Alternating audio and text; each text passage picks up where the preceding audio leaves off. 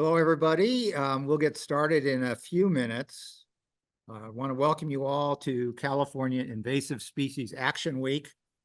Under the direction of the California Department of Fish and Wildlife, CISAW aims to increase public awareness of invasive species issues and promote public engagement in stopping their spread. Events such as habitat restoration, invasive plant removal days take place throughout the state. They actually started June 1st and they go through June 9th. There's a youth art contest. And for the 7th consecutive year, UC Agriculture and Natural Resources and the California Invasive Plant Council are partnering on these invasive species lunchtime talks. These take place noon daily from June 3rd through June 7th. So Chris Ciani is the Environmental Program Manager with California State Lands Commission, as well as the multi-agency California Marine Invasive Species Program. If you looked at the website, there's a bio there and a write-up of the program that describes what it is and what it does. I'm not going to go into any of that because Chris is here and he can give you all the details and explain what it's all about. So, Chris, I'm going to let you go ahead and take it away. Cool. Thanks, Randall. Does this screen come out okay for you? It looks good. Okay, perfect. Yeah, thank you. I'm really appreciative of the opportunity to kick off Invasive Species Action Week and talk about what our program does. I'm really proud of the work that we do as a program daily, the work we do daily to protect California's resources and keep these places magical. So we'll jump in real quick, and I wanted to frame the beginning of this at least with talk about the motivation for why we do what we do and kind of what's at risk for us. And obviously there's some general answers that are going to be applicable to everybody. There are going to be some personal answers that every one of us is going to have a different answer to, different reason why we do the work that we do. And for me, one of the big ones here is that California's underwater environments are second to none, right? We have these beautiful kelp forests, a lot of diversity, really high functioning ecosystems, really cool, charismatic, endemic organisms like the Garibaldi, just magical places. If you've ever been scuba diving, you know, you've seen it. And like I mentioned, like a lot of us will have slightly different perspectives on why we do the work that we do. And I just wanted to spend a couple of minutes talking about my perspective here related to a picture like this. So I started scuba diving when I was an undergrad in college about 25 years ago. So I took a semester of learning how to dive in a pool. We did shore dives from Malibu and Laguna Beach, and incredible spots to go diving. But the checkout dives I did were from a boat in Catalina. So we sailed over to Catalina, we got in the water, and I was in the middle of a kelp forest like this, and there's really nothing like it, where you got kelp going up tens of meters and all of the life that's on the kelp, within the kelp, at the base of the kelp. It's just something that I seared in my brain to remember of that this is something that I'm going to enjoy doing for the rest of my life, scuba diving like this. And this site in particular was special to me. And then I moved away for graduate school and for working, and I had the chance to come back and dive this site again about 7 or 8 years ago. And it was pretty shocking. It was a completely different area. The kelp was gone, replaced by an invasive brown algae, Sargassum horneri, which you can see here in the foreground in the bottom right.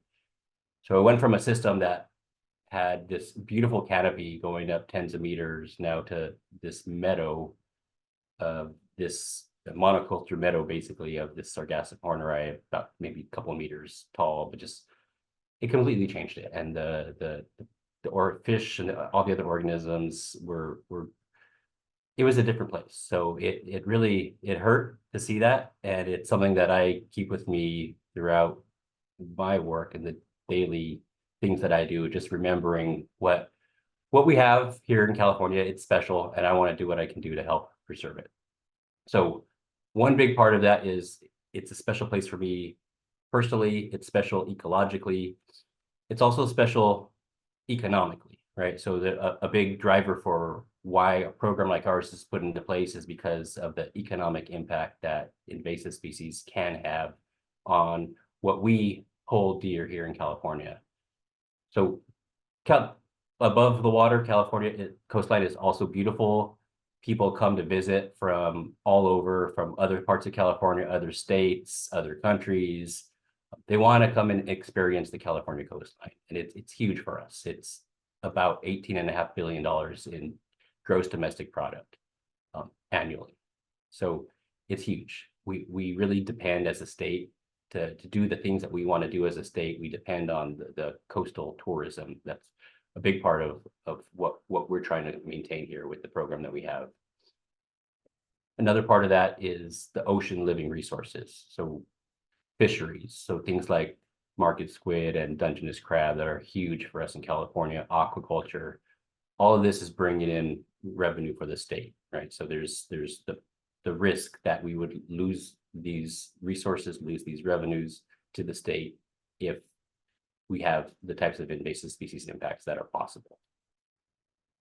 So that's kind of like the framing I wanted to do of why it's important for a program like ours to exist. What are we trying to protect?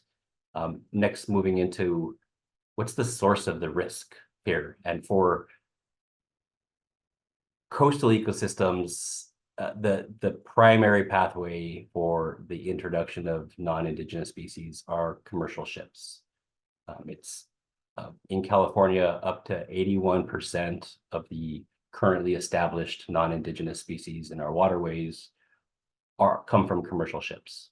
And we'll talk a little bit later about how the ships do this, but obviously up to 81% is a huge amount, and any reduction in that we can do as a program is going to have big impacts on the state of California.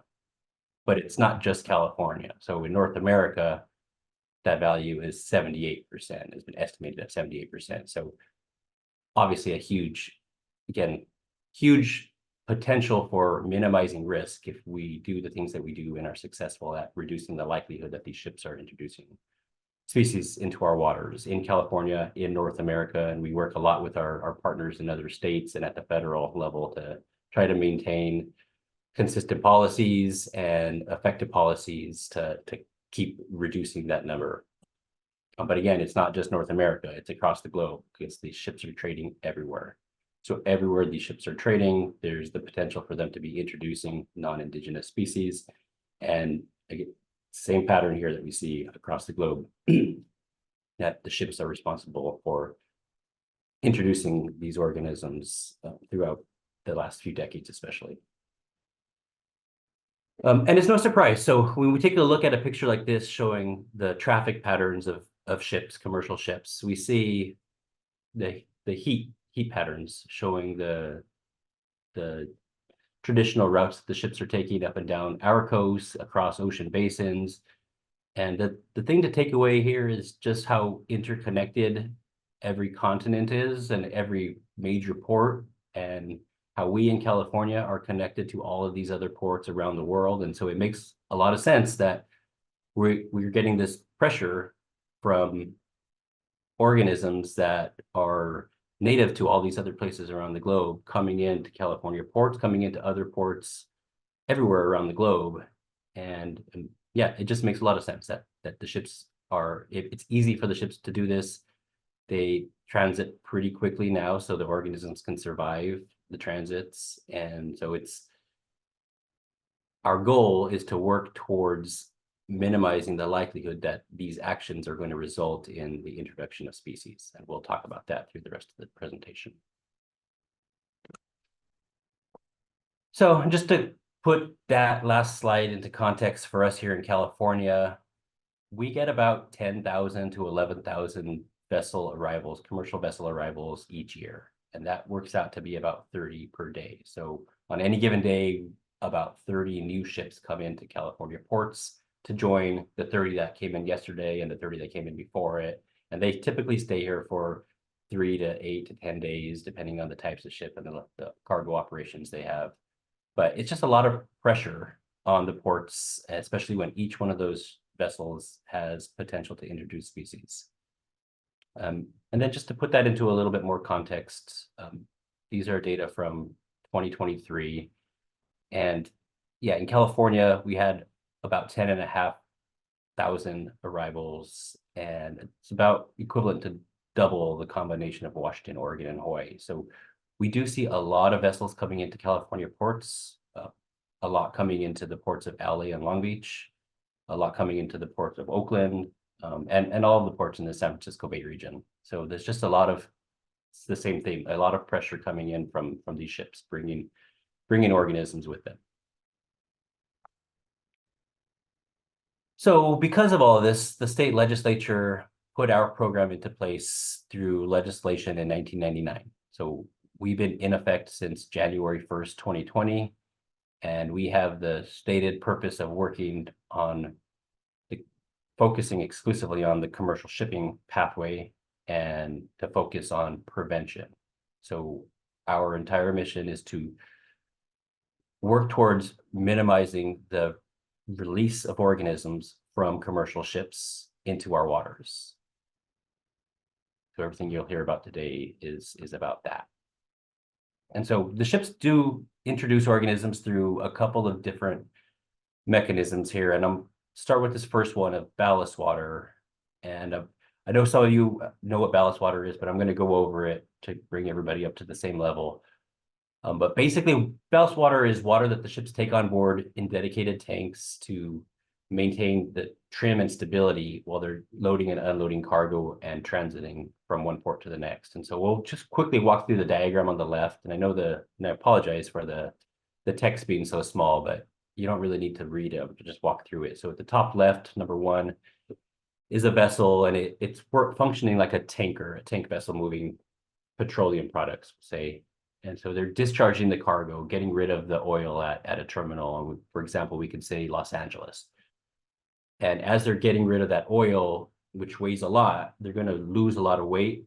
And the ship, if they don't do anything else, is going to pop up like a cork. So they'll take on water from the port of Los Angeles into dedicated ballast tanks. And while they're doing that, they're taking in all of the organisms that live within that water. So put some pictures on the side of some zooplankton on the top. They're planktonic animals, and maybe on the order of 50 microns to a couple hundreds of microns.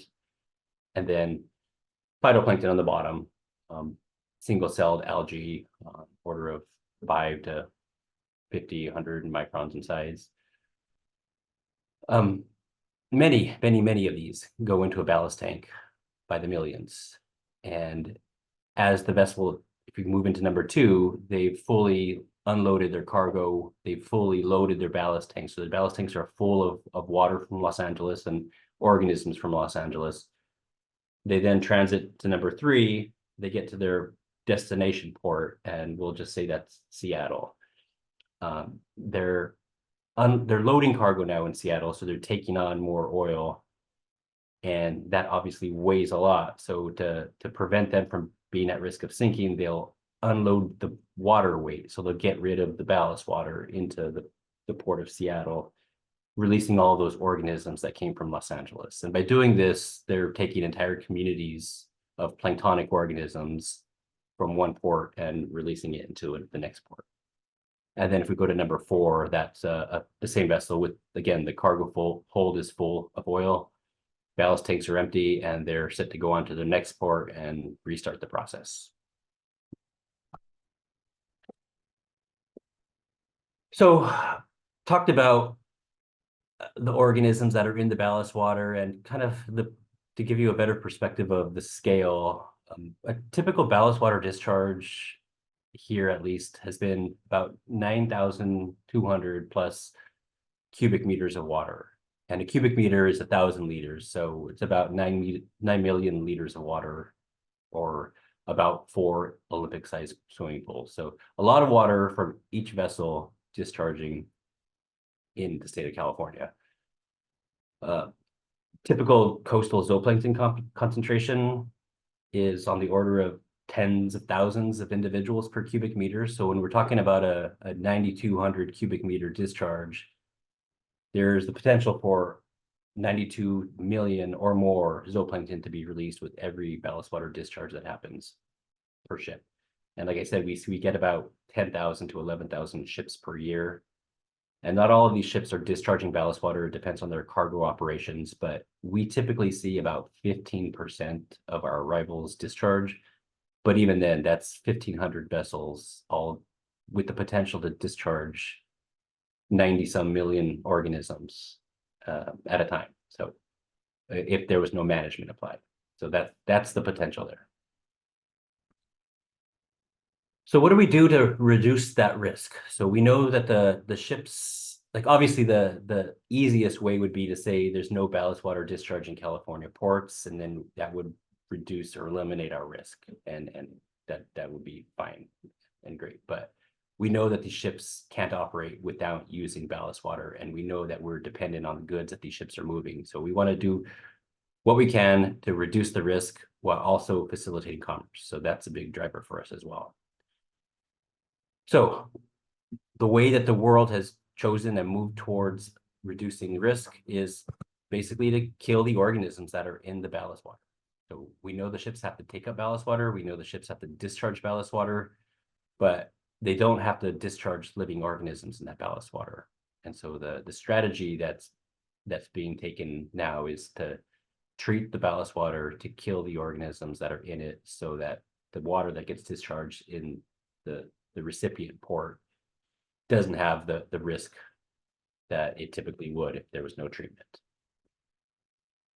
So they do this by the use of these ballast water treatment systems. There are many of these systems in existence, and their function is to treat the water either through a variety of different methods, and the main ones are UV sterilization.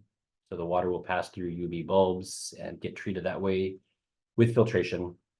And another method is filtration with electrochlorination. So producing chlorine and applying that as a biocide to kill the organisms, and then neutralizing the biocide before it gets released back into the water.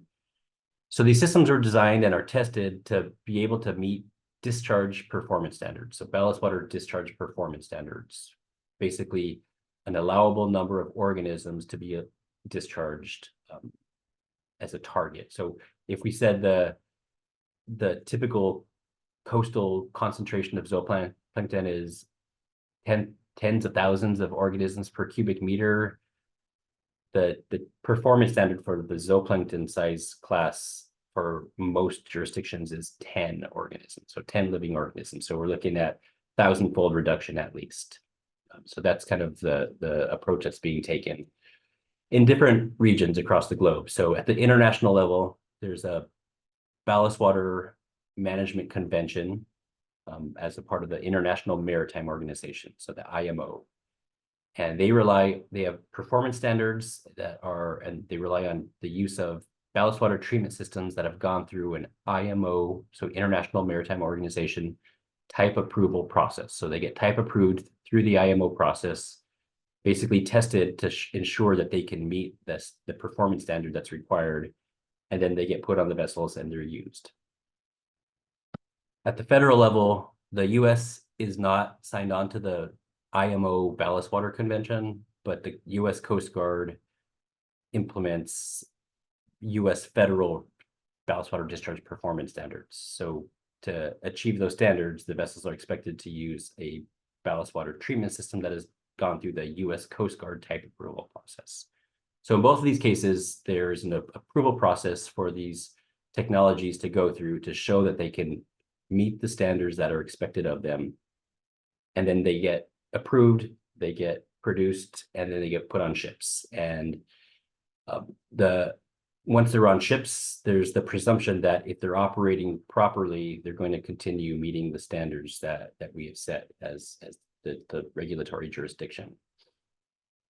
In California, we don't require the use of any type of technology. We've adopted similar performance standards to the US Coast Guard and the International Maritime Organization, but because we don't rely on the use of a type approved system, we determine compliance by sampling the water, the discharge that's coming off the vessel. And this is our unique role here, because we know now through recent research that these ballast water treatment systems that perform to a certain level when they're going through these approval processes don't always function that way, don't always meet the standards once they're put on board vessels. So a recent paper showed that over hundreds of cases, there was a 50% failure rate to meet the standards. And so that's something that we're really concerned about. And one of the reasons that why our approach has been and will continue to be that we're going to go on board and collect a sample of ballast water and identify the organisms, whether they're living or not, and determine compliance that way, because we want to make sure that the water that's being discharged has reduced the risk as much as we expect it to. So the other way that the ships can introduce non-indigenous species into the aquatic environment here in California is through biofouling. So biofouling refers to the organisms that are attached physically to the underwater surfaces of the ship. So things like mussels and barnacles, tunicates, or anemones in this case here, but also the mobile organisms that live within that three-dimensional structure that's created by those larger sessile organisms that are attached. So things like crabs and shrimp and fishes even can be living within that three-dimensional structure, and it's easy for them to just jump ship when the vessel arrives in a new port, or for these physically attached organisms for them to spawn or release larvae when they arrive in a new port. So how do we reduce the risk from biofouling? So these two vessels are in a dry dock. They come out of the water to go into a dry dock approximately every 5 years to go through different types of surveys to make sure they're still seaworthy. And there's a drastic difference in the biofouling community on both of these. And part of it's because of their operational profile, where the ship trades and how fast it goes. And part of it is due to the types of preventive coatings that they might use on the vessel to prevent the organisms from physically attaching. So we want to see, obviously, more vessels like the one on the right side. And the way that the ships will do this is use anti-fouling coatings that have a biocide embedded in them, and in some cases release at a very small rate to create a surface that's unpalatable. So the larvae, the barnacle larvae that's looking for a place to settle and grow will approach it and sense that it's an area that they don't want to land on and settle, and then they'll go look elsewhere. So by doing that, these coatings are designed to prevent the attachment and the growth of these organisms on the hulls of the ships. Or in some cases, they use coatings that have surface properties that reduce the adhesion strength. So a lot of these organisms will lay down a glue to attach themselves to a hard surface. And coatings like the one on the right that are based on Teflon or silicone are slippery, really, and it doesn't allow the organism to get a good attachment, so they can't stay there. And so as the vessel moves through the water, whatever tried to attach will be released. So there's a few different approaches, and even in cases where the organisms do attach, one way that the ships might remove them is through in-water cleaning, where they would clean the organisms off while capturing all of the debris that comes off, both the organisms and the heavy metals that come off. So we go kind of do a similar look that we did for ballast water and look at the different regulatory regimes. There's, at the international level, the International Maritime Organization has adopted voluntary guidelines for biofouling management, and they did this in 2011, revised them last year, but again, those are voluntary. On the mandatory side, New Zealand started implementing their mandatory requirements in 2018, Australia in 2022. We adopted and started implementing our mandatory reporting and proactive management regulations in 2017. So we've been working with our colleagues in New Zealand and Australia and at the IMO to adopt standards and requirements that were as consistent as possible, so we can help the vessels achieve compliance and keep themselves as clean as possible, so that the impacts to reduce the risk from an individual vessel will be felt for us in California as well as everywhere else that the vessel visits. So in that regard, we've been a global leader on this front for biofouling management regulations. So prior to 2017, there really wasn't any sort of biofouling regulations in place anywhere. So we feel pretty good about moving the needle there in this regard with help from our colleagues. So if we come back to our program, so we talked about the risk that the vessels present, the ways that the vessels are likely to introduce organisms, what types of management strategies have been put in place to reduce that likelihood. I want to come back to our program again and talk about how we're made up. So a bit about the specifics of what we do as a program and how we do that. So as Randall mentioned at the beginning, our marine invasive species program is a multi-agency program.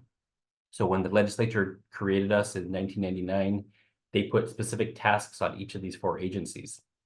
So us at the State Lands Commission, we're the administrator of the program. We develop, adopt, and implement and enforce regulations to reduce the likelihood of non-Indigenous species introductions through shipping. And we've done that by developing regulations on ballast water management and biofouling management. And we'll talk a little bit more about the different components of our State Lands Commission team on the next few slides. But our partners at the Department of Fish and Wildlife's Office of Spill Prevention and Response, they're responsible for performing surveys of the coasts and ports and bays to identify non-Indigenous species and keep an inventory of those species over time. So there was an initial survey done at the early stages of the program. They go back every few years and look at those places again to identify newly detected species, to give a sense for the rate of new introductions over time, to see if that's being reduced over time and see if our policies are having an impact on the reduction of those rates. The State Water Resources Control Board helps as a consultant for water quality expertise. So obviously the treatment of ballast water with chlorine presents a water quality challenge, and we don't have that sort of expertise in our team in the State Lands Commission. So we rely on the Water Board to help us with that, along with copper discharges coming from anti-fouling coatings and in-water cleaning for biofouling.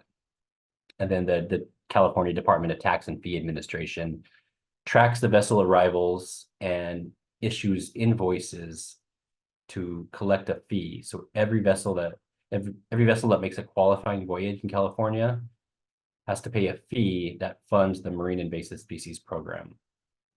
So because of that, we're a specially funded program and we don't pull any general fund dollars. So we're all entirely funded through fees that are assessed on arriving voyages, qualifying voyages for vessels. Okay, then just a few more slides on our role here in the State Lands Commission. And we have 3 different units within our team here, all working together to achieve the mission of our program.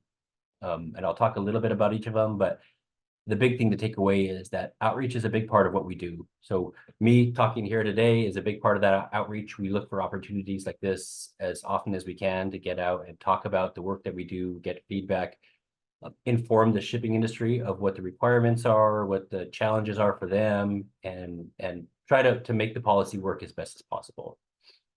So we have a different components, and I'll touch a little bit on the outreach components for each of them in the next few slides.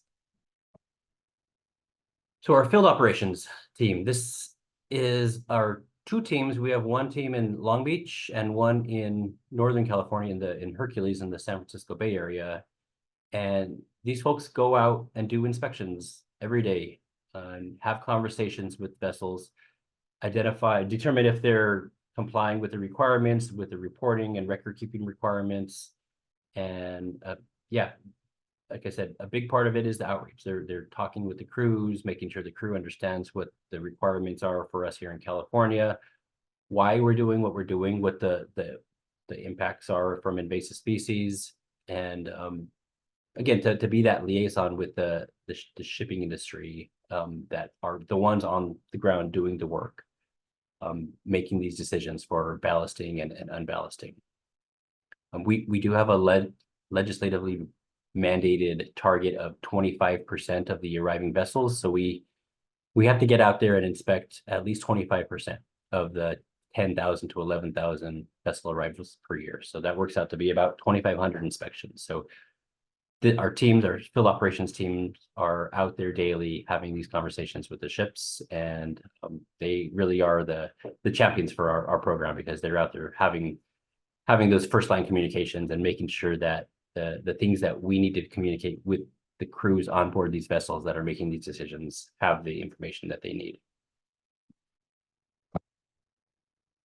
Our science policy team, we have some pictures here of us doing science, but more often it's us in an office doing policy review, developing our policies for how we're going to go do inspections and process the enforcement paperwork. We do get a chance to go and do some science every now and then, and all of this is for the purpose of helping inform policy development, helping to inform the processes we take to pursue enforcement or to improve our inspection program. So there's a lot of good work that takes place with this team here. But a lot of it, yeah, is just behind a desk looking at spreadsheets of data. And so there's definitely kudos to the team for their hard work. And then the third part of our team is the data management team. So because we see 10 to 11,000 vessel arrivals each year, we get a lot of data coming into us. So every single arrival, the vessels have to submit a ballast water management report that you see on the left. And this is just the top of the first page. And there are multiple pages where the vessel has to tell us where they picked up their ballast water, how they've managed the ballast water, where they're planning to discharge it, the volumes, the dates, all of that has to go into our database. So we collect these forms. Some of it is extracted automatically and our team has to quality control it. Some of it has to be hand entered into our database. We also have an annual vessel reporting form that you see in the bottom right. That's something that the ships have to submit once per year. So of the 10,000 to 11,000 arrivals, all of those are usually made by about 2,000 unique ships each year. So we have about 2,000 of these annual forms that we have to quality control and maintain in our database. So this data management team does all of that and controls the vessel schedule. So there's a lot of moving pieces here and a lot of great work that just it forms the background of the backbone of our program. And then just really quickly, I wanted to say a word about our partners at the Department of Fish and Wildlife and the impressive role that they serve within the program to continuously monitor the ports and harbors to look for species, newly detected non-indigenous species. So a world of data, and all of that goes into this CalNEMO database. So it's the California Non-Native Estuarine Marine Organisms database. It's easy to use. You can search by species, by taxonomic group, by region, by year, by likely introduction vector. So that it's a wonderful resource. And there's a link there at the bottom. And it's great to just go and look from time to time and see what's there and what's new. So just wanted to give a plug there. And then finally, just wanted to circle back again. Like I said earlier, our program has been in existence since January 1st of 2020. We'll be celebrating our 25th anniversary next year. To commemorate that, we've been working on a manuscript for peer-reviewed publication, trying to highlight some of the good work that we've done, a lot of the good work we've done, a lot of the data that we've collected over these 25 years. And in doing this, again, it makes us think about the motivation for why we do the work that we do. And I just wanted to close with this image here. It's my 3-year-old daughter here at the Point Fermin tide pools, an area that I've been frequenting since I was her age. Again, this is a magical spot for me, and I wanted to highlight this place in particular because it's so vulnerable, being so close to the Port of Los Angeles. It's just outside the Port of Los Angeles to the west. And yeah, again, for me, it's making sure we do what we can do to keep these areas natural and provide these opportunities for kids, future generations of kids, to go and explore and get creative and just ask questions. So just wanted to close with that, and again touch on this is my motivation for doing the work that I do and the work that we do, and I'm pretty sure that the rest of our team shares that as well. Thank you, Chris. I think we have a couple of questions in the Q&A. for those of you who have questions but haven't submitted them yet, please put those in the Q&A, and I think Constance has those questions at hand. Yes, indeed. Constance, take it away. All right. So yes, so Carol is asking, what is a qualifying voyage to pay a fee to port in California? Yeah, so we classify a qualifying voyage as the first arrival in California after operating outside of California. So a vessel coming in from Mexico makes their first arrival in California, they would be assessed the fee. If they then leave Los Angeles and then move up to Oakland, it would not be a qualifying voyage because their last port was within California. But if that same vessel then goes to Portland and then comes back to Oakland, then that would be a new qualifying voyage. Great, thank you. Robert is asking, is freshwater used as ballast? Are there any instances that you are aware of where freshwater used as ballast is used for other purposes? For example, wet to arid climates.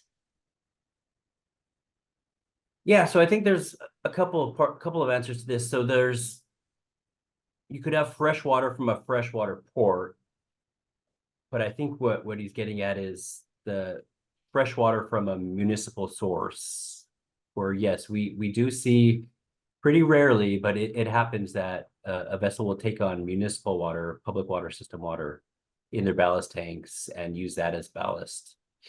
And they're allowed to discharge that if it comes from a US public water source system or an equivalent to that. But if you go back to water from a freshwater port, there's still a concern, especially if that vessel is going to be visiting our freshwater ports of Stockton and Sacramento and our brackish water ports up and down the Carquinez Strait. Great. And let's see, question from Jill. Can you share why you used non-indigenous species versus invasive? Yeah, the short answer is that's what's in our statute, our governing statute. So we're using the language that we have from the legislature, but typically we think of invasive, something becoming invasive once it becomes established and starts to have impacts. So not all non-indigenous species will produce impacts. So we don't know at the time when a vessel is bringing them in. So we refer to them as non-indigenous species. Great. Another question. With only 25% of arrivals being inspected, how do you decide which vessels will be checked for invasive species? Yeah, so this is a great question because there's 75% of these arrivals, we're not out there. We are fortunate, like I mentioned earlier, not every vessel discharges ballast water, and a lot of that is dependent on the type of vessel and their cargo operations. So about half of the arrivals that we see in California are container ships. And in most cases, the container ships don't need to discharge water because they're taking on containers, they're getting rid of containers, and it becomes somewhat neutral. So in a lot of those cases, they're not discharging water. So usually every year we have between 13 and 15% of the arriving vessels discharging water, and we can capture those within our 25%. So we have a risk matrix that we follow. So one of the items is the vessel discharging ballast water, then it's going to be on the high risk list. And then from the biofouling perspective, so you back up. So 15% of the vessels present a ballast water risk, right? So we want to target those, and we can. All 100% of the vessels that come in present some level of biofouling risk, because once that vessel goes in the water, within minutes, within hours, things are going to start attracting to it. And once it's been in the water for weeks, months, years, you're going to get more and more, but there's some level of risk. And so that's another way that we can look at the vessels and determine if it's more or less likely to have a lot of biofouling, then we could prioritize that one as well. And we use other mechanisms, like if the vessel has if their previous compliance history shows non-compliance, we're going to want to go back out there and check them again. If it's their first time to California, we want to go out there and provide that outreach and make sure they understand what the rules are. So things like that those are the the types of things that we look for when we prioritize which of the 10,000 arrivals we're going to go after. Not go after, we're going to go out to and provide that research and that outreach. Great, thank you. We have a question from James. Is the decrease in ease of movement due to extreme hull fouling another more intrinsic motivator for them caring about their clean hulls and not hosting non-native marine species? Could you read that one more time? Sure. Is the decrease in ease of movement due to extreme hull fouling another more intrinsic motivator for them caring about their clean hulls and not hosting non-native marine species? And then James also added, slowing their speed due to drag from non-native species. Yes, that's exactly right. With biofouling, there is an inherent benefit to the vessel to minimize biofouling, because whatever's growing on the hull will cause drag, will cause them to use more fuel, will cause them to burn more fuel and put more emissions up in the air. So there are a lot of benefits to them having fouling-free hulls. That's been there forever, since before our program. So there's the technologies around anti-fouling coatings to prevent things from growing on there predate programs like ours. So there is that incentive there. And what our approach was when we set our regulations up was to see what the vessels were doing already to manage biofouling, see what they weren't doing, looking to see if there were gaps and identify what those gaps were and see if we can fill those through regulation. And so that's what we've done. And a lot of the focus area in our regulations are on what we call niche areas, things that are likely to be fouled but don't really contribute to drag. So areas like a bow thruster or a sea chest that are recesses in the hull. So as the vessel is moving through the water, the things that are exposed are going to cause drag. The things that are internal recesses aren't necessarily going to impact drag. So oftentimes those are undermanaged. So our focus was on those areas that are undermanaged and provide an incentive to manage them in a bit better than they were currently at the time. Great, thank you. We have a question from Chris. What are the type of ships that generally do not use ballast water besides container ships? For example, pure car or truck carriers? Yeah, so I will say that container ships will use ballast water. They don't discharge ballast water as often. So they might have water on board, and if they're loading and unloading cargo in certain parts of the ship, they can transfer water from one tank to another or two tanks to other tanks to shift the weight internally to make the ship more sound and safe without having to discharge. So it's not that they're not using the ballast water, it's just that they don't have that need to discharge it. As you mentioned, other vessel types are ones that whose cargo don't weigh a lot. So if it's a tank vessel that's moving oil that weighs a lot, they're going to need ballast all the time. If it's an auto carrier, cars weigh a lot, but relative to oil, they don't. So car carriers rarely need to ballast and discharge ballast. Cruise ships, a lot of people don't weigh as much as liquids, so oftentimes they're not discharging, and when they do, it's just a little bit. So you can tell a lot by which vessel is coming in, whether it's likely to discharge water, whether it's likely to discharge a little bit or a lot. And we can also use that to help prioritize which vessels we're going to go towards and inspect. Great. A question from Chris. Are the organisms in ballast water identified by species? Are there some organisms of particular concern that you could name? Yeah, our program, it's a great question. We get this a lot. We focus on pathway management rather than species management. So we're not focused on individual species saying we want to prevent species X and Y from coming into California. Part of the reason for that is because species Z or species B might come in when we're not looking for it, and we don't know that, and we don't want to have blinders on. So the approach we take is pathway management. If we can manage the pathway, the ship, the ballast water, the biofouling, it's going to have across the board benefits for whatever species is present. So when we do collect ballast water samples, we aren't looking at the species. We're looking at, are the organisms alive or are they dead? And do they meet that standard?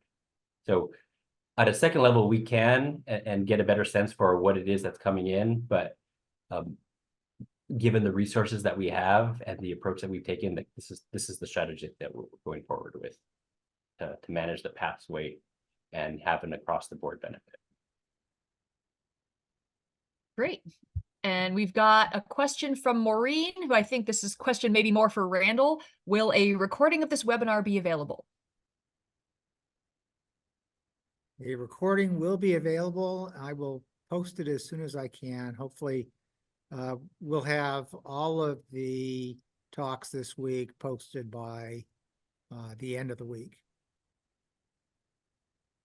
Great. And those are all of the questions. Great. Well, Chris, thank you very much. This has been very informative.